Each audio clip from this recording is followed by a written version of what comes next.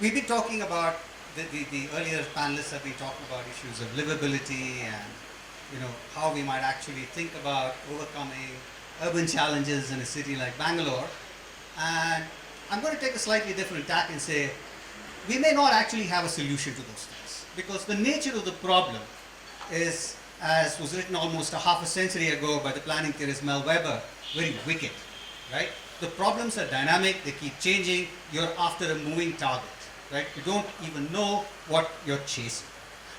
Now, it's easy to say that, but then what I'd like to do here, or share some thoughts with you, is to say, why is that so? Particularly in a city like Bangalore, right? It might sound rather pessimistic, but I think there are some a set of analytical propositions that one can sort of use to sort of come to grips with that.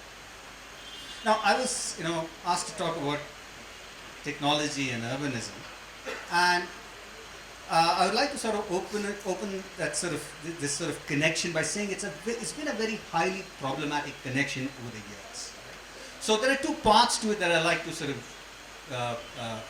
look at. One is technology and urbanization, and then we'll get to technology and urbanism, where we look at the most specific issue of innovation, right, which Aishwarya asked me to sort of examine.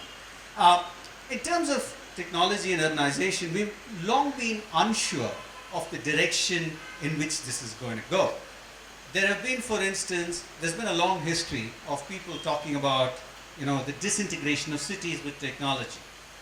Going back to the 60s, you had terms like community without propinquity. Then you had people talking, futuristic notions of the sort of the dissolution of the downtowns, the cities, the death of distance, right? The flat world, and so on and so forth. But empirically, if you look at it, even if you assume that the city is nothing more than an administrative artifact, right? The percentage of population of the human race actually living in cities has been growing constantly, right? We ourselves are sort of hitting the 50% mark pretty soon. We're going to be a very urban country, right? Irrespective of what Gandhiji thought. Okay?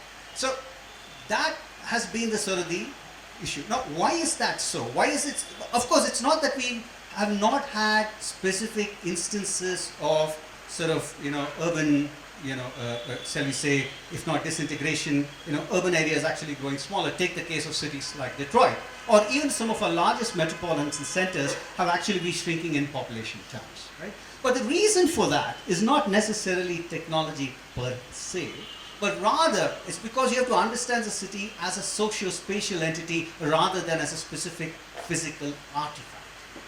And when I say we have to understand the city as a socio-spatial entity, here's where I'd sort of like to connect to some of the, the ideas that the conscious city group has put together. I saw terms such as, inequality or efficiency and those sorts of terms that were used, well-being and so on.